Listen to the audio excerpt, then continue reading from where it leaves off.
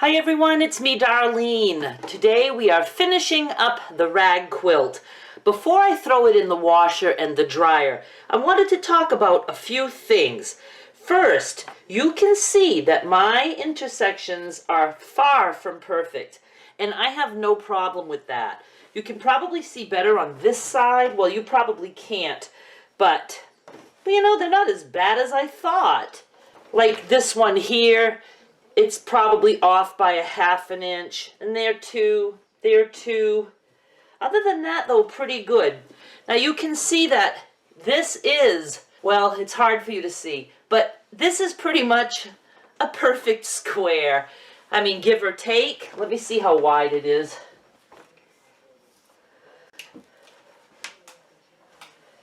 It is approximately 33 by 33, and what I'm saying is, without any effort at all, it came out really even. Now you can see, like right here, see this side was a little taller than this side. That's okay, because that's going to all disappear in the wash. That's just going to get raggedy and we won't know that it was uneven there. When I put my rows together, I don't go by the intersections. I kind of just put the strips together so that if they're not even, that there's an even amount sticking out on each side. You know what I mean? I just try to say, what is the best fit? I don't say, well, I'm going to match up my intersections, because if I do that, one side might be way short. So I just put the strips together the best way that they fit without any concern as to what the intersections are going to do. And that's just the easy way to do it.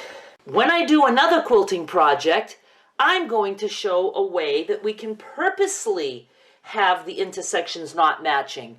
Because I know for some, no matter what, if there's going to be an intersection that's supposed to match up, you don't like to see something not matched. Some people, it just bothers them.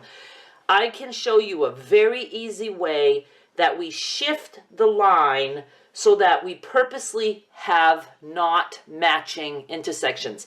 So the intersection for this block on the next row would be in the center-ish, as close as we can get. And I can show you a way to do that without having to make half blocks on the ends, you know, to move the thing over. So I have a lot of tricks up my sleeve. Right now, I am going to go throw this in the washer and then the dryer, maybe twice, and then I will show you how it came out. The little quilt is done, and it came out so nice and soft, and the flannel is soft. Let me show you. Up close, this is what the ragging looks like. I did wash it twice and dried it twice, just because I wanted it to look, you know, as raggedy as possible. And then this is what it looks like around the edge. So you can see it's not as thick as this part, because there's not as much fabric. I did find the video that shows how you can add a strip of fabric to make the edges thicker if you want. I'd like to do one time like with a bunch of strips, just to see how that would look. So that'll be fun to do in the future. I gotta tell you, this came out so nice and was so incredibly easy. You guys can see, I recorded for 2 sessions just for the making of this. I probably worked a total of 2 hours max per night. I'm not counting this session because I didn't do anything but wash it this time. You know, maybe 4 hours total, but you have to remember that I'm also recording while I'm working, so I'm stopping to tell you guys things. If I were to just sit down from start to finish, cutting the blocks, putting them together, I could probably knock something like this out in a matter of 2-3 hours. I would say so.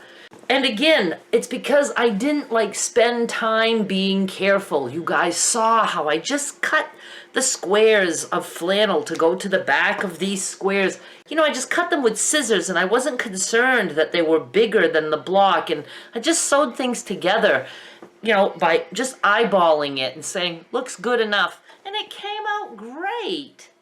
I'm just really surprised that it came out as even as it did. Sometimes it's impossible to screw up. Pretty sure this will be finding its way to eBay because I would like a child to have this, or a doggy. He could have it on his bed. Dogs just love to like scratch blankets into a ball. Cats too. Anybody, child, animal, or just somebody who would like a nice little lap blanket. Very happy with the way it came out. Do remember that I recorded this video October 2, 2017, so if you're watching it in the future, you don't need to ask me where the auction is, because I'm sure it's over by then. I hope you enjoyed this tutorial. Many more on the way. I really think that I'm going to start liking doing more mini quilts. I'm not interested in making big quilts, but mini quilts I can handle. And if I even feel like making them minier, just for the sake of showing you the construction, maybe somebody would like it for their child's doll. That would be cool. That's it for now. Thank you so much for watching. Please subscribe so you don't miss any of my future videos. Bye!